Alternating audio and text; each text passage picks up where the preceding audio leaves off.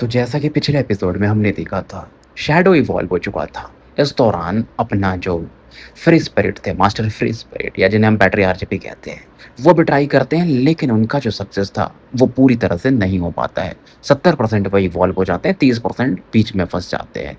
अब आके इधर ज़ो इस दौरान ना मतलब क्योंकि पैट्रियार्च ने कुछ शब्द कह दिए थे कि मैं किसी का गुलाम नहीं रहना चाहता, ये वो। जब वो बिजलियाँ कड़क रही थी, उनके इमोशंस थोड़े भटक रहे थे। तो उन्हें डर लग रहा था ज़ोकिंग से, लेकिन ज़ोकिंग फिर भी इनको पूछता है, "आप ठीक तो हैं?" और ये सुन कर के ना पैट्रियार्च अचंभित हो जाते हैं कि फेंडिस ज़ू मतलब मेरी केयर करता है। और जितने भी नॉवल पढ़े थे अपनी लाइफ में पैट्रियार्च ने, मानो सभी को रिवाइज़ करने लगते हैं। ऐसा भी कुछ होता है क्या कि लंबा समय तक रहने के बाद ऐसी भी चीज़ें हो जाती हैं? मतलब ज़ू शायद पिछले जन्म में भी मेरा मास्टर रहा होगा। चलो कोई ना, मतलब ये अच्छा फ़ील करता है। शैडो भी हैरान हो जाता है कि अरे! ऐसा क्या हो गया? और ज़ू पूछता तुम्हारा मतलब ये जो ब्रेक थ्रू था कंप्लीट नहीं हुआ, लेकिन टेंशन मत लो। लेकिन फिर भी वो बताता कि लगभग मैं सोल ऑटोमेशन में बदल चुका हूँ स्पिरिट से। और फिर वो अपने पावर्स दिखाता नेवाला है और जो सरिया था ना उसमें से लाल कलर की बिजली चमकती और उसको ध्यान से देखता सरिया में जो ट्रांसफॉर्मेशन आ रहे थे, जो मार्किंग्स बन रही थी। और अपना डिवाइन वेल से सरिया को जो स्कैन करता है कि नहीं बात तो सही है कि गोल्ड कोर के नीचे तो मैं किसी को भी आराम से निपटा सकूँ। और जब मैं पूरी तरह से गोल्ड कोर लेवल में पहुंच जाऊंगा, मतलब ये जब बिजली पूरी तरह से लाल हो जाएगी, फिर तो बात अलग है। लेकिन वो भी था कि सरिया फिर उस लेवल का नहीं है, तो सरिया को भी ट्रांसफॉर्म करना पड़ेगा। तो उसके बारे में जो बोलता है उसका टेंशन मत लो, मैं वो कर दूँगा, सेक्ट वापस लौटने के बाद। अब यहाँ से निकलने का समय हो गया। अब ज़ू का देखो पावर लेवल इम्प्रूव हो चुका था, सरिया का पावर लेवल बढ़ चुका था, मतलब पैट्रियार्च का और शैडो का भी। तो ज़ू यहाँ से अब निकलता है, अपने धर्मशिप की तरफ बढ़ता है। लेकिन जब ये आगे बढ़ता है तो एक डायरेक्शन से ना 30 मीटर वाले लंबे-लंबे जायंट्स को देखता दौड़ते हुए। और ये पावरफुल थे भाई, उसमें से कुछ तो 5 और 6 हेवनली पैलेसेस वाले थे। और वो किसी और का पीछा नहीं कर रहे थे, अपने कैप्टन का पीछा कर रहे थे। और ज़ू समझ जाता है कि कैप्टन ने फिर से कुछ किया होगा, तभी ये लोग भड़के होंगे। कैप्टन की भी नज़रें ज़ू पर पड़ती है और वो काफ़ी खुश हो जाते हैं और चिल्लाते, "किधर क्या कर रहे हो तुम? तुम्हें कुछ मिला कि नहीं ट्रेज़र वगैरह?" "चलो कोई ना।" और फिर बोलता है, "ये बड़ा आदमी जो मेरा पीछा कर रहा है ना भाई, ये ऐसे छोड़ेगा नहीं मुझे।" और उनकी स्पीड बढ़ते जाती है तो कैप्टन बोलता है, "यार ऐसे तो ये पकड़ लेंगे।" ज़ू इस दौरान कैप्टन की मदद करता था कि कैप्टन और करीब आ सके। और ज़ू को भी फ़ील होता है, वो जो जायंट्स की स्मेल वगैरह भी आने लगती है। और ज़ू पूछता है कैप्टन से, "आपने किया क्या इस बार?" कैप्टन कहते हैं, "अरे कुछ नहीं यार, मैं बस तुम्हें फ़ॉलो कर रहा था, कि तुम परेशानी में ना हो। लेकिन तभी मुझे किसी चीज़ की स्मेल आ गई कि कुछ अच्छा तो है। और गेस करो मैंने क्या ढूँढा? मैंने देखा ये मोटे जायंट्स किसी फल की पूजा कर रहे थे। और ये सब काम सही थोड़ी है यार, तो मैंने वो फल ले लिया।" ज़ू पूछता, "फिर क्या हुआ?" कैप्टन बोलता है, "अरे कुछ नहीं, ये लोग गुस्सा हो गए पता नहीं क्यों। फल लेने पे कौन गुस्सा होते हैं?" ज़ू को भरोसा नहीं होता है कप्तान पे। फिर भी कप्तान समझ रहे थे, "अरे कुछ नहीं हुआ सही में। अरे बस वो हुआ ना कि मैं जब निकल रहा था तो इनका जो चिफ्टन था यानी उसके खोपड़ी में ना एक तलवार फँसी हुई थी जिसको मैंने थोड़ा-सा काट ली। उसका टेस्ट भी अच्छा नहीं था।" कैप्टन इस दौरान गला साफ करते। कैप्टन कहते, "अरे यार मैंने 2 बार काटा था।" और दौड़ते-दौड़ते कैप्टन डकार भी मार रहा। ज़ू जानता था 1-2 टुकड़ों में तो कैप्टन खुश नहीं हुआ और ज़ू तेज़ी से आगे बढ़ता है। कैप्टन की आँखों में भी एक चमक आती है और आस-पास का एरिया फ्रीज़ होने लगता है ब्लू लाइट से और वो बहुत तेज़ी से आगे बढ़ता है। एक ऑरा बहुत तेज़ी से फैलती है जिसे फ़ील करके ना ज़ू का जो लिमिटलेस क्राउन था अपने आप एक्टिवेट हो जाता है। फिर भी उस ऑरा के इफ़ेक्ट की वज़ह से ना ज़ू खून की उल्टी करता है। कैप्टन का भी सेम हाल और दोनों अचंभित थे, बहुत तेज़ी से आगे बढ़ते। अच्छा ये था कि ये जो फॉरबिडन बाय द स्वॉर्ड के सेंटर में नहीं और उस दौरान ये जंगल की गहराई से एक आवाज़ आती। वो जायंट आगे बढ़ना चाहता था लेकिन एक ऑरा फ़ील होती है डाउ रेजोनेंस की जो कि इसे लॉक कर देती है। और वही जायंट चिल्ला रहा था, शायद वो चिफ्टन था। गुस्से में था इन दोनों की वज़ह से। फिलहाल लेकिन ये लोग धर्माशिप पर पहुँच चुके थे। मतलब वो लोग ना अपने एरिया से आगे नहीं निकल सकते थे, वो जो जायंट जो भी था। इसीलिए कैप्टन वगैरह बच गए थे क्योंकि उन्हें यहाँ पर सील किया गया था। इधर यानी ने जब देखती तो अचंभित हो जाती है कि कैसे इन दोनों के साथ हमेशा प्रॉब्लम होते रहता है और इन्होंने ये फॉरबिडन बाय द स्वॉर्ड में ऐसा क्या कर दिया। अब नाव तो आगे इनकी धर्मशिप तो आगे बढ़ जाती लेकिन फिर भी अचंभित तो ज़ू था कि यार खतरा बड़ा था। अब फाइनली यानिन पूछती है, "बिग ब्रो ज़ू किंग आप तो रिकवर करने गए थे ना लाइफ फोर्स और आप बड़े भाई, वो तो बस आप बिग ब्रो ज़ू का ध्यान रखने गए थे। इतना बड़ा कांड क्या कर दिया आपने?" क्योंकि यानियान भी काफ़ी डरी हुई थी। वो बड़ा जायंट दूर से तो दिख ही रहा था ना भाई। ज़ू इस दौरान कप्तान की तरफ देखता है, उनके नाक की तरफ। कप्तान को शर्म तो नहीं आ रही थी भाई, बेहया आदमी थे। और इस दौरान आधा फल वो ज़ू की तरफ उछाल देते कि देखो मेरे छोटे भाई, मैंने तुम्हारे लिए बचा के रखा। तो समझो मैं बड़ा भाई हूँ तो तुम्हारा कितना ध्यान रखता हूँ। और ज़ू फिर ये फ़ील करता है, ये जो फल था ना उसमें शेक अलग हो रहा और ज़ू को फ़र्क नहीं पड़ता था। आधे फल उसने बहुत बार खाए हैं, इवन कुत्तों के भी खाने की चीज़ें वो खा लेता था क्योंकि भाई कहाँ बड़ा हुआ था वो, बंजारों के घर। और जैसे ही खाता ना एक अलग ही रिफ्रेशिंग ऑरा फ़ील करता है। इसके सोल पावर को मानो ये बढ़ा। और कप्तान से पूछता, "और है क्या?" कप्तान बोलता है, "ना, ना।" अब कप्तान कहते हैं, "देखो छोटे भाई, अब हमें स्वॉर्ड कोर्ट जो सीज़ कोर्ट है ना उधर बढ़ना पड़ेगा। वो जगह बहुत सही है।" तो थोड़ा-सा सस्पिशन में देखता है, संदेह में कि क्या चल रहा है। और वो बोलता है, "कप्तान अगर मैंने वो 30% डाउ ब्लेड आपको नहीं दिया होता ना, तो मेरा ब्रेक थ्रू बहुत आसान हो जाता था। लेकिन आप मेरे बड़े भाई हो इसलिए मैंने दे दिया था।" कप्तान समझ जाता है और एक और फल निकाल के ज़ू को देता है। और कप्तान फिर बोलता है, तो ज़ू भी कुछ बोलता है कि ज़िंदगी बहुत कठिन है ना मेरे बड़े भाई। मतलब इनके अलग चल रहे थे। कप्तान बोलते तुम बहुत जल्दी-जल्दी सीख रहे हो और पूरा एक बैग जो था ना वो ज़ू की तरफ उछाल देते जिसमें 9 फल थे। अब ज़ू पूछता कहीं आपने पूरा वो भाई पेड़ ही तो नहीं तोड़ लिया ना फल का? यान-यान भी इस दौरान समझ जाती बोलती ज़िंदगी कितना कठिन है ना। कप्तान बोलता है फिर अरे यार! और 3 फल उसे भी देता है। यान-यान भी काफ़ी खुश हो जाती है और वो फल भी वो ज़ू को उठा के दे देती है। अब ज़ू को लगता है यार तब कप्तान सोचता है कि देखो इसका कितना सही है ज़ू किंग का। लड़की ने फल लिया और उसको दे दिया और ज़ू इन फलों को खाता है और अपने कल्टीवेशन में लग जाता है। ट्रैवलिंग के दौरान 15 दिन और गुज़र चुके थे। अब चलते-चलते ना इन्हें पानी के लहर की आवाज़ आती है कि प्रोफाउंडिटी रिवर का। ये वो जगह था जहाँ पर ये सैल्वेशन माउंटेन से मिलती थी और जगह काफ़ी सुंदर था। यान-यान हैरान थी मानो जैसा हम पेंटिंग बनाते हैं ना पहाड़ों का, नदियों का, झरनों का, कुछ वैसा दिख रहा था। ज़ू ये जगह पे पहले भी आया था, वो पेट्रोलिंग के लिए ये और कप्तान, तो इसे पता था। और ज़ू के पास वो जो मतलब टैबू ट्रेजर का कुछ एक कपड़ा था, वो इसे यूज़ कर रहा था अपने ब्लेड के लिए, जो कप्तान ने दिया था। और जो ये भी एक्सपेरिमेंट कर रहा था, यान-यान इसे ध्यान से देख रही थी। और ज़ू के कहने पर एक डिफेंसिव शील्ड भी एक्टिवेट करती है। ज़ू इस डैगर का इस्तेमाल करता है। डैगर जो था ना, ये डिफेंसिव शील्ड को पार कर जाता है और सीधा उसके गले की तरफ पड़ता है। यान-यान को डर नहीं लगता क्योंकि वो ज़ू पर पूरा भरोसा करती थी। ज़ू काफ़ी खुश होता है, फिर डैगर पीछे खींच लेता है और कैप्टन कहता है वो कपड़ा काफ़ी खतरनाक है। मतलब डैगर को अगर कपड़े में बाँध दिया जाए और फिर ज़ू इसका इस्तेमाल करे तो वो डिफेंसेस के आर-पार निकल जाती थी। क्योंकि ज़ू के हिसाब से उसके शैडो का भी जो मतलब जो भी सीक्रेट है ना, एक ना एक दिन पता चलना ही है, तो उसको एक नया सीक्रेट बनाना तैयारी करनी थी। क्योंकि वो जो कपड़ा था, वो बेसिकली आपको पता है ना कॉफ़िन वाला मतलब ज़ू इसलिए ऐसा कर रहा था, शैडो के साथ जो मर्ज होता था। अब ज़ू को देखो एक टेक्निक इस्तेमाल करनी तो उसको बोलना पड़ता था, ज़ू को कुछ कविता टाइप बोलनी पड़ेगी, तो ज़ू बना लेता है कविता। उसके लिए पैट्रियार्च बना देते हैं, यानी master free spirit, the shadow bands, the host command, the immortal declines, the world is mine.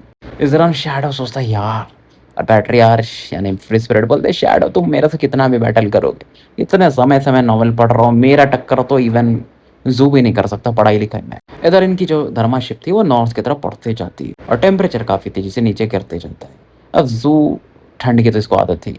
जब ये छोटा था ना तो ठंड को झेलना इसके लिए काफ़ी मुश्किल होता था और यहाँ पर ना बर्फ-वर्फ एकदम बर्फबारी ही हो रही थी। कप्तान बोलते कि अब हम नॉर्थर्न टुंड्रा में आ चुके हैं। 2 और मंथ लगेंगे अगर हम इसे स्पीड से गए तो। फिर हम एम्परर रिसीविंग जो प्रीफेक्चर है उसके बॉर्डर पे पहुँचेंगे। वहाँ पर है supreme beginning neither flight pillar जहाँ पर हमें स्वॉर्ड से इसका हेडक्वार्टर मिलेगा। तो कैप्टन इस दौरान ज़ू को ये जो नॉर्दर्न टुंड्रा रहता है उसके बारे में भी और साथ में जो सुप्रीम बिगिनिंग नाइट पिलर था ना, नाइट फ्लाइट पिलर उसके बारे में भी बताता है कि वो जो चीज़ है बेसिकली वो जो घोस्ट एम्परर है ना उनका वेपन हुआ करता था। बेसिकली मरने के पहले उन्होंने वो वेपन उस तरफ फेंक दिया था, तो वही जाके धँस गया या जो भी बोल लो, तो वहीं पर लोग उसके ऑरा के सामने बैठ कर के कल्टीवेशन करके एनलाइटनमेंट हासिल करने की कोशिश करते हैं।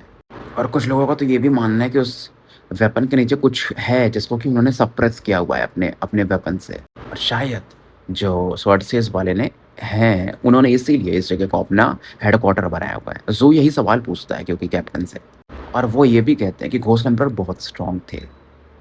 मतलब स्वॉर्डसेस वाले भी उनके सामने कुछ नहीं। और वो सब छोड़ो, हमारा मेन ये कंसर्न होना चाहिए कि हमें अब स्वॉर्डसेज बनना है। और वो भी बताते हैं कि हम अब डिस्गाइज़ में नहीं रह सकते मतलब वेशभूषा बदल करके, क्योंकि स्वॉर्डसेजेस को इंसान चाहिए रहते हैं। और मेरे पास पूरा इंटेलिजेंस भी है, रिक्रूटमेंट का भी। इस बार का जो टेस्ट हो रहा है वो 2 फेजेज़ में हो रहा है। पहला कि तुम्हें एक स्पॉट मिलना चाहिए स्वॉर्डसेज के लिए। जितने लोग भी जाएँगे ना उसमें से 10% लोगों को ही वो स्पॉट मिलता है। और दूसरा पार्ट जो है, दूसरा फेज़ वो मेन टेस्ट है। मतलब टोटल 10 लोग उससे ज़्यादा तो नहीं पास करते हैं टेस्ट।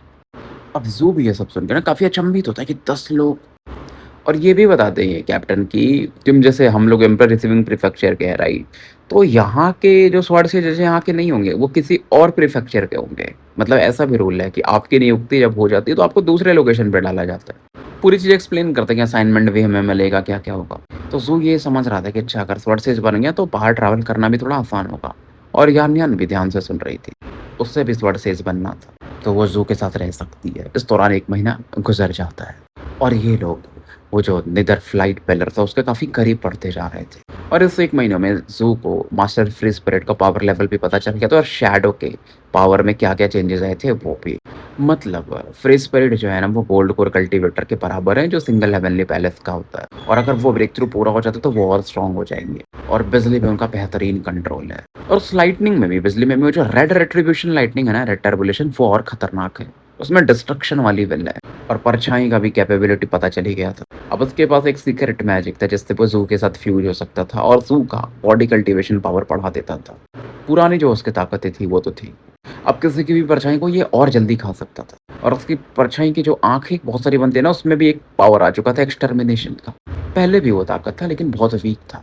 और ज़हर वग़ैरह, शैडो फ्यूज़न तो ज़ू समझ रहा था कि आराम से एनीवन मतलब किसी को भी जो 5 पैलेस के नीचे होगा ये मार सकता है और शैडो फ्यूज़न यूज़ कर लिया तो 6 पैलेस वाले बंदे को भी और आराम से। अगर 6 पैलेस वाले को सही में एकदम मारना ही है ना अगर वो काफ़ी खतरनाक हो, तो ये मार देगा, इंजर्ड होगा लेकिन मार तो देगा। तो फिलहाल ये जो बर्फ़-वर्फ़ गिर रहे थे इस एरिया में आके ख़त्म हो जाते हैं और अलग-अलग बिल्डिंगें वग़ैरह दिखाई देने लगती हैं। कैप्टन काफ़ी खुश था और जिस डायरेक्शन में देखता है वो ज़ू भी उसी डायरेक्शन में देखता है। और कैप्टन बोलता है यार लिटिल हाकिंग तुम्हें मालूम है मैं यहाँ बहुत पहले से आना चाहता था क्योंकि ये जगह काफ़ी कंफर्टेबल है हमारे सेट से भी। तो जितना दूर ये देखते हैं ना दोनों थोड़े वो थे अचंभित टाइप में लेकिन यान उतनी दूर तक नहीं देख पाते थे। क्योंकि आगे में ऐसा 10-12 मतलब फ्लाइंग शिप, वॉरशिप या जो भी बोल लो धर्मा शिप वो उड़ते हुए जा रहे थे। और उनमें जो मेन शिप था ना उन 12-15 शिपों में वो अलग था, ब्लू कलर का था। उस पर लिखा हुआ था सुप्रीम आर्बिटर और उस ब्लू शिप पे एक यंग मैन खड़ा था जो कि अलग ड्रेस में था बाकी अपने डिसाइपल से। ब्लूइश कलर का ड्रेस था और ये टॉप सेक्ट माना जाता था पूरे एम्परर रिसीविंग प्रीफेक्चर में मतलब इट्स एक कोलिशन से भी शायद से थोड़ा ऊपर। और ये लोग भी उधर ही बढ़ रहे थे निदर फ्लाइट पिलर की तरफ। कैप्टन बोलता हाँ ये इम्प्रेसिव है, मुझे इनके बारे में इंटेलिजेंस रिपोर्ट में चेक करना पड़ेगा क्या क्या अच्छी चीज़ें हैं आर्बिटर सोसाइटी के पास। जो बोलता हाँ वो वाला बंदा ज़्यादा स्ट्रॉन्ग लग रहा था और उसके पास लाइफ लैम्प भी है। वो ये तो फील कर लेता है फ्लक्चुएशन से। मतलब मास्टर शेंगियन के बाद ये दूसरा बंदा था जिसके पास लाइफ लैम्प देखा था जो ने। तो इसके बारे में पता आता है अपना कप्तान कि इसका नाम ज़ैंग शेयून है। वो डाओ चाइल्ड है सुप्रीम इमॉर्टल सोसाइटी का और उसके सामने मास्टर शेंगियन भी नीचे था मतलब हार जाता था। बोल सकते हैं एम्परर रिसीविंग प्रीफेक्चर में टॉप चोज़न है वो। उसके पास भी एक इम्पेरियल क्लास टेक्निक है और वो जो हेवनली सैबर वाला टेक्निक है तो उसके पास 4 हेवनली पैलेसेस लेकिन उसका बैटल प्रोविस 6 के बराबर था या उससे भी ऊपर। अब मेरे छोटे भाई तुम ये मत बोलना कि तुम्हें उसका लाइफ लैम्प पसंद आ गया। अगर तुम चाहो तो हम उससे मिलने का जुगाड़ देख सकते हैं। ज़ोकिंग मना कर देता है और इस दौरान कैप्टन ये भी कहते हैं कि देखो ये मास्टर सेंगियन के जैसा नहीं है, अगर ये मरेगा ना तो इमॉर्टल सोसाइटी में एकदम अफरा-तफरी मच जाएगी और फिर हमारा बचना मुश्किल होगा। मतलब ओल्ड मैन के लिए भी थोड़ा कठिन होगा ये काम को अंजाम देना, तुम्हें बचाना या मुझे बचाना। और देखो दूसरे को लगेगा कि कप्तान डरा रहे हैं ज़ोकिंग को, लेकिन कप्तान जो बोल रहे थे वो ज़ो असली में समझता था उसके अंदर की मीनिंग को। उनका कहना ये था कि लाइफ लैम्प हम ले सकते हैं, कोई दिक्कत नहीं, तुम्हें मिल जाएगा। लेकिन अगर वो मरा तो पता नहीं चलना चाहिए किसी को कि किसने मारा। और कैप्टन का ये था कि मैं भी साथ में आऊँगा।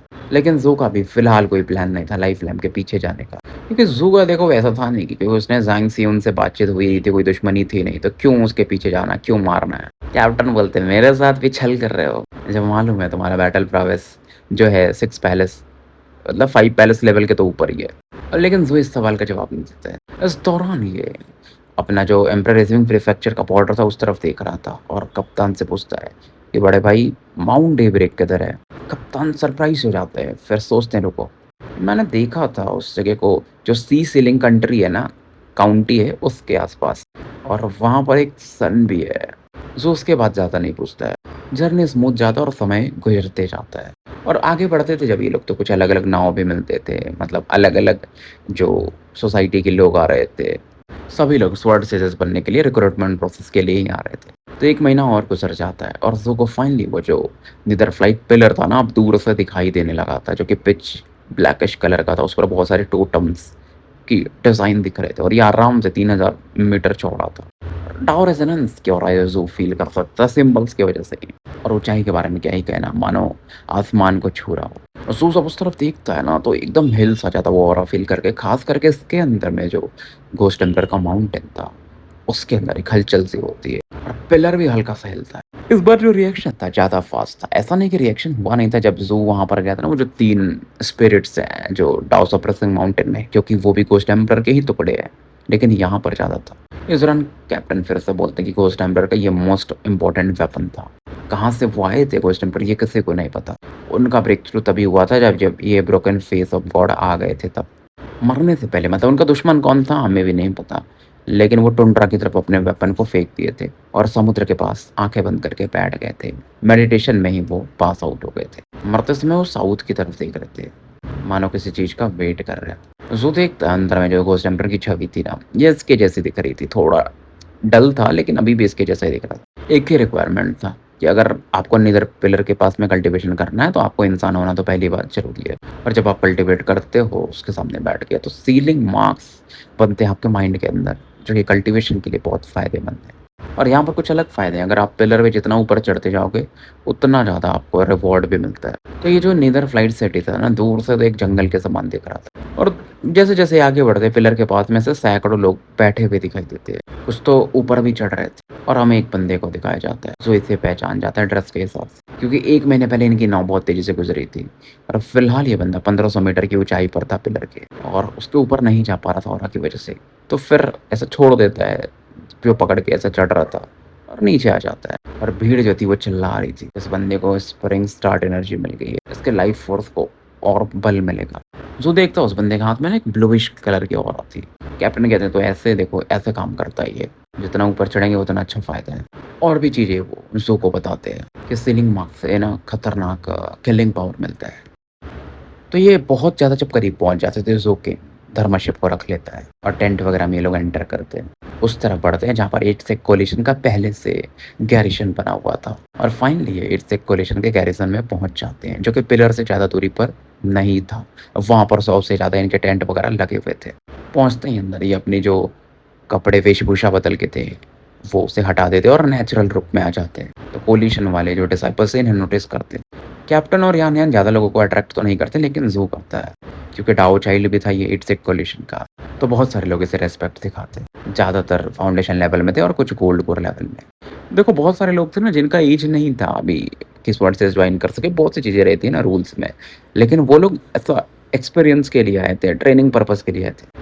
अपना जो गूंगा था वो भी आया हुआ था और जैसे ही वो ज़ू किंग और कप्तान को दिखता, दोनों को काफ़ी रिस्पेक्ट दिखाता, फिर ज़ू के बारे में आगे मतलब साइड में आके खड़ा हो जाता है और ज़ू को फिर पूरा इन्फॉर्मेशन भी मिल जाता है। जो डिसाइपल्स है 7 ब्लड आइज़ वाले, वो बताते हैं कि सर ब्लड स्मेल्टर और यान-यान की ग्रैंड माँ भी आई हुई है और जो हाउस ऑफ क्रू हंटर के सेक्ट लीडर हैं वो भी हैं और हेवन मिरर ट्रेजर सेक्ट वाले भी। मास्टर 7th नहीं आए थे, इससे ये पता चलता है। वो सीधा चले गए थे स्वॉर्ड सेज कोर्ट में, कुछ कहीं और शायद डिस्कस करने के लिए कुछ। यान-यान थोड़ा-सा ना निराश इन द सेंस कि थोड़ा कि अब इसकी ग्रैंड माँ तो डाँटेंगी, क्योंकि बिना उन्हें बताए ये भाग गई थी इन लोगों के साथ। तो वो बोलती है ज़ू से कि मैं जा रही हूँ उनसे मिलने, तो वो और नाराज़ होंगी और ये चली जाती है। कप्तान अलग खुश थे कि चलो आर्च इमॉर्टल प्लम डार्क नहीं आई है। फिर वो बोलते लगता है कि पैट्रियार्च मेरी वज़ह से आए हैं। बहुत सीरियस रहते हैं लेकिन तुम्हें पता है ज़ू मुझे बहुत पसंद करते हैं और मैं भी तुम्हें ना ये सब चीज़ें सिखा दूँगा कि कैसे किसी को खुश किया जाता है। ख़ास करके ये जो ओल्ड मैन वग़ैरह हैं इन लोगों को। ज़ू कहता है हाँ, लेकिन मैं तो बोलूँगा आप अभी जाओ और पैट्रियार्च से मिल के आओ। क्या पता वो आपको कुछ एडवाइस दें रिक्रूटमेंट के बारे में और इससे मेरे को भी फ़ायदा हो जाएगा। कैप्टन बोलते हैं ये तो सही बात बोल रहे हो। 1-2 कदम आगे लेते हैं फिर रुक जाते हैं। ज़ू किंग तुम ऐसी बातें तो कभी नहीं करते हो, कुछ तो गड़बड़ है। ज़ू एकदम उत्सुकता के साथ कप्तान की तरफ देख रहा था और कप्तान डाउटफुल होके ज़ू की तरफ देख रहे थे। तभी एक कोल्ड आवाज़ आती है। स्वॉर्ड सेज कोड नहीं चाहता कि कोई भी यहाँ पर अमानवीय लोग आए, मतलब जो इंसान नहीं होते हैं, नहीं तो फिर उन्हें मार दिया जाएगा।